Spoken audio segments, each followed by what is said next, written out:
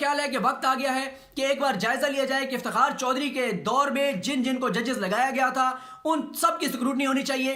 کسی کو تو اس لیے جج لگا, ایک خاتون جج ہیں ان کے بارے میں تو میں بالکل بات نہیں کروں گا, مجھے زیب نہیں دیتا اخلاقی طور پہ کہ میں اس خاتون جج کے بارے میں بات کروں کہ ان کا چھوڑ دیں جو بھی معاملہ تھا. لیکن یہ دیکھنے کی ضرورت ہے کہ کون سا اس وقت جج ہے لاہور ہائی کورٹ میں جو افتخار چودھری کے جلسوں میں نعرے لگاتا تھا, چیف تیرے جان نثار بے شمار بے شمار. کون سا جج تھا جو مسلم لیگ نون کے لائرز فورم کا الیکشن لڑا تھا؟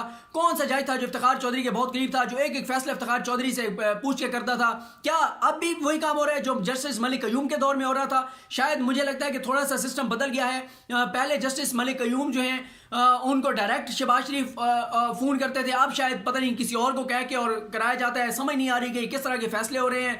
پھر آپ یہ دیکھیں کہ جیسے میں نے بتایا کہ بغیر حمزہ شہباز کے وہاں موجودگی کے حفاظتی ضمانت دے دی گئی اور بہت بڑا ریلیف دے دیا گیا. پھر آپ ایک اور خلاصہ صاحب ایک بات بتاتے ہوتے ہیں کہ سلمان تاثیر جب گورنر تھے تو انہوں نے ایک بار دستخط کرنے سے انکار کر دیا تھا ججز کی جو اپوائنٹمنٹ تھی, اور انہوں نے پھر خلاصہ صاحب کو بتایا تھا کہ یہ سارے کے سارے اس میں ججز وہ تھے جو کہ شریفوں کے قریب ہیں, نواز شریف وغیرہ کے بڑے قریبی تعلقات ہیں, جن پہ نواز شریف وغیرہ نے انویسٹمنٹ کی ہوئی ہے, جس پہ شریف خاندان نے انویسٹمنٹ کی ہوئی ہے. اور شریف خاندان کو یہ تو آپ داد دیں, اس حوالے سے یہ تجربہ کار تھے کہ کیسے میڈیا میں لوگوں کو اپنے ساتھ رکھنا ہے, کیسے جوڈیشری میں لوگوں کو اپنے ساتھ رکھنا ہے, کس طبقے کو کس طرح سے ریلیف دے کے اور فیورز دے کے اپنے قریب رکھنا ہے.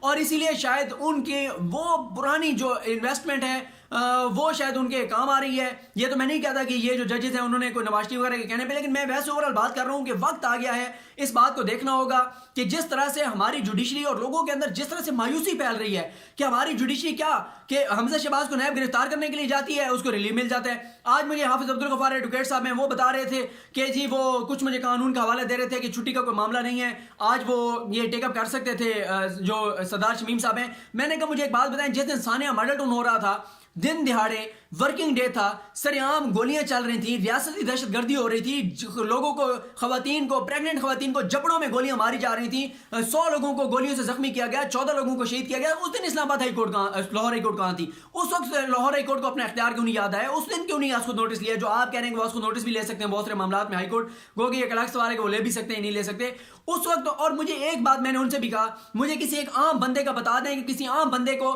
وہ جائے, اس کو تو عام بندے کو آپ جائیں لاہور ہائی کورٹ میں, وہ گیٹ سے اندر شاید انٹر نہ ہو سکے تو وہ چیمبر میں پہنچ جاتے ہیں اور سنگل جج صاحب سن کے ریلیف بھی دے دیتے ہیں. تو ایسا تیز ترین انصاف جو ہے, جیسے اعتزاز احسن صاحب کہتے ہیں کہ شریف خاندان عدالتوں کا لاڈلا ہے. لیکن میں آپ کو یہاں پر یہ بات بھی بتا دوں کہ یہ معاملہ آپ جانا ہے سپریم کورٹ میں.